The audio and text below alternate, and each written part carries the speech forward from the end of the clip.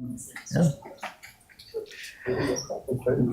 Bismillah, Bismillahir Rahmanir Rahim, wassalatu wassalamu ala khairil mursalin, Allahumma salli ala Muhammad wa ala ali Muhammad, kama sallaita ala Ibrahim, innaka Hamidum Majid. Jazakallah khair, everyone. Thank you all for coming out for today's Ibtikar research seminar. Today's on computer science. We have some really exciting presentations, so I hope everyone is equally as excited to see them. Just some brief, I guess, like a brief overview of what we're planning to do today. We'll start off with a Quran recitation by Brother Mahmoud. We'll go into what everyone is here for, the two presentations by Brother Maher and Brother Moni, and we'll go into a Q&A where you can drill them with all the different questions that you guys have, inshallah. I'll hand it off to Mahmoud for the Quran recitation.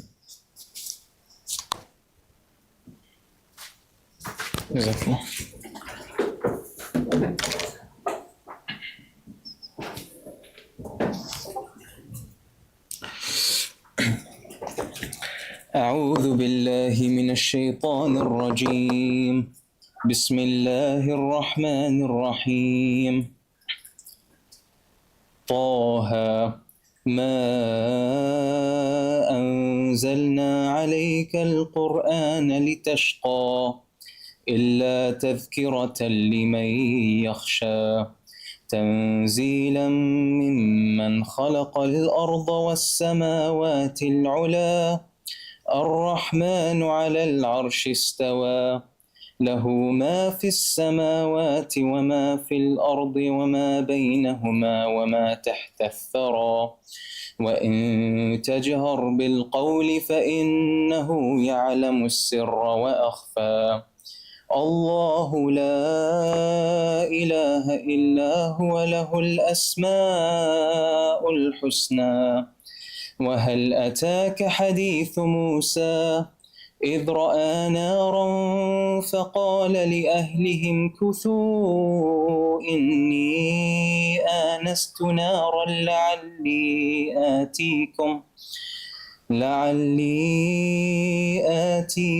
هدى فلما أتاها نودي يا موسى إني أنا ربك فاخلع عليك إنك بالوادي المقدس طوى وأنا اخترتك فاستمع لما يوحى إنني أنا الله لا إله إلا أنا فاعبدني وأقم الصلاة لذكري إن الساعة آتية أكاد أخفيها لتجزى كل نفس بما تسعى فلا يصدنك عنها من لا يؤمن بها واتبع هواه فتردى سبحان الله.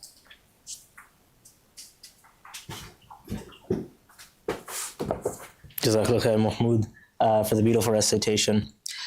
Just before we jump into the presentations, I just want to do a little bit of promo for the Ibtikar research stuff. Specifically, Ibtikar in general is trying to promote Muslim entrepreneurship. We're really trying to platform, highlight, and showcase all the strong Muslim talent that we have here in the community. We're trying to build a really strong, close-knit community where we invite everyone to encourage each other towards good and develop strong, impressive research. So if you haven't already, please join our newsletter to stay up to date with all of our events. It would really mean a lot, especially when we're trying to foster a community, as well as our LinkedIn group, where we're trying to invite as many people as possible. Inshallah, this is how we're hoping to inform you guys of events that are coming up and also maintain connection between the different researchers and everyone in our community. We'll jump right into it. We have two very impressive, I think, presenters coming up. We'll start off with Brother Maher, and then we'll go hand it off to Brother Enamul to talk about his presentations. So I'll give it to Brother Maher to start off.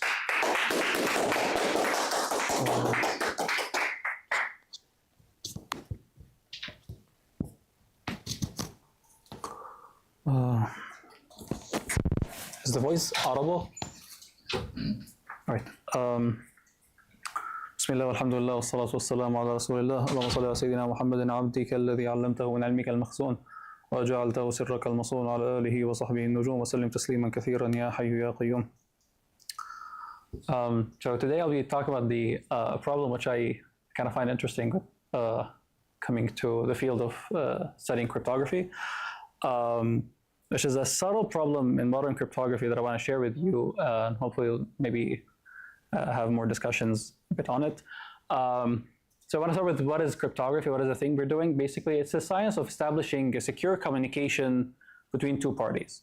So we have two parties, they want to securely communicate with each other, whatever security here means.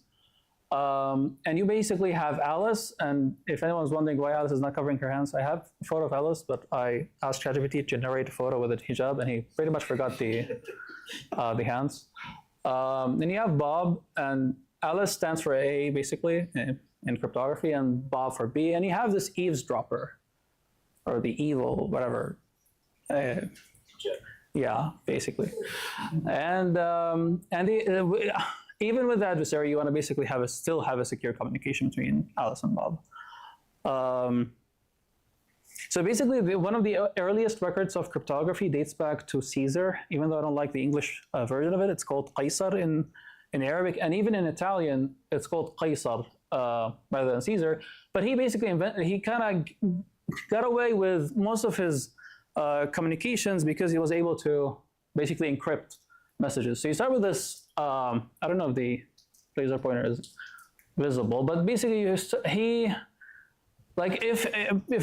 you're sending a letter and it gets intercepted, the adversary would basically just see these words.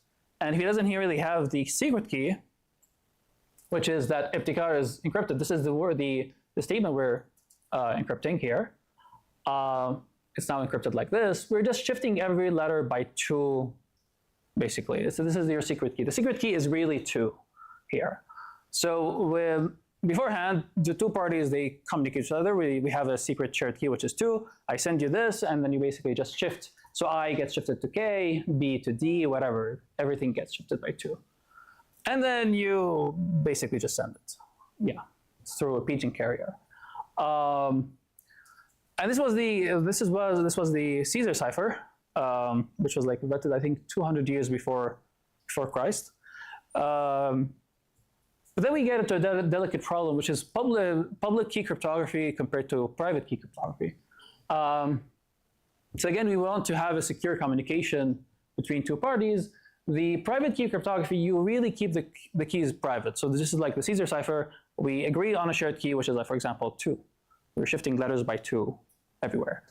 Now, there was a revolution in the 1970s where public key cryptography was invented, where even if Sidi Abdul Salam, if you look at Sidi Abdul Salam at the end, basically, I can say a bunch of words, he can say a bunch of words back, everyone here is hearing, and no one would actually be able to get the shared key, even though everyone was hearing. This is where public key cryptography came in back in the 70s, and it kind of revolutionized the entire field. But public key cryptography is more delicate to analyze, in fact, and we'll come back to it. So the Caesar cipher is cool, but it's quite vulnerable to a brute force attack. The key space is quite small, just 27 letters. You can try each letter. You can do brute force, and you can pretty much get the original message. Some more advanced constructions are possible, but they're still insecure as well. So the Caesar cipher is really just like an introductory game to cryptography. But the idea is that most cryptographic protocols right now rely on hard mathematical problems. They are computational problems. And you basically, it works like this. You usually have an encryption function, I have a message, I have a secret key, I encrypt this message, just send the ciphertext, C. And then the hard problem is, can you invert this function? So given this encryption function, can you invert it back? If you can, you basically have the message. But the idea is the key, no pun intended. The secret key should be unknown to you while still doing this. So in other words, there should be no polynomial time attack against this encryption scheme. By polynomial time attack, we basically say an efficient attack. And so this gets me to another problem, which is now a P versus NP problem. Remember, I want to come back to this a little bit, because the problem is saying, if you don't have the secret key, you just see the ciphertext, and you know how the encryption works, but you don't have the secret key, you should not be able to solve this problem, this mathematical problem, inverting the function, finding the inverse of the function. So now we get to a $1 million problem, which is P versus MP. People in computer science would know this a lot, especially in theoretical computer science. This is the problem where, contrary to common belief, MP doesn't stand for non-polynomial. So the P class is all problems which can be solved in polynomial time. So they can be solved efficiently. Like the algorithm runs at finite time. And it's quite a short time. MP class is everything that I can verify in polynomial time, but not necessarily solve it in polynomial time. And we have P is in NP, so it's inside. As a subset, all things that you can solve in polynomial time, you can verify in polynomial time. But the $1 million problem is, are they really strictly subsets? So is there an instance somewhere here where I can verify, but I cannot necessarily solve the problem in polynomial time? So is there a problem which I can't solve in polynomial time? That's the $1 million problem. In other words, we're saying, is every problem solvable in polynomial time? Now we have to go back to this. The reason this is relevant is because if it turns out that P is equal to MP, then every problem is solvable in polynomial time, meaning this can be solved in polynomial time. And so we kind of have no security because we know it could be solvable. But till now, the problem is open, and it's a $1 million problem, pretty much. And this is an interesting article written in 1988 by Joe Killian. Basically, I find this paragraph very interesting. He says, cryptographers seldom sleep well, and their careers are frequently based on very precise complexity theoretic assumptions, which could be shattered the next morning. And this is the key point. An effect that P is equal, the effect of a proof that P equal MP would have is unspeakable. Because now the hierarchy is basically, it all collapses. There's no provable security against any scheme if P is equal to MP, because everything could be solvable in polynomial time. But we're basing our entire career on it, so we're betting that no one solves it.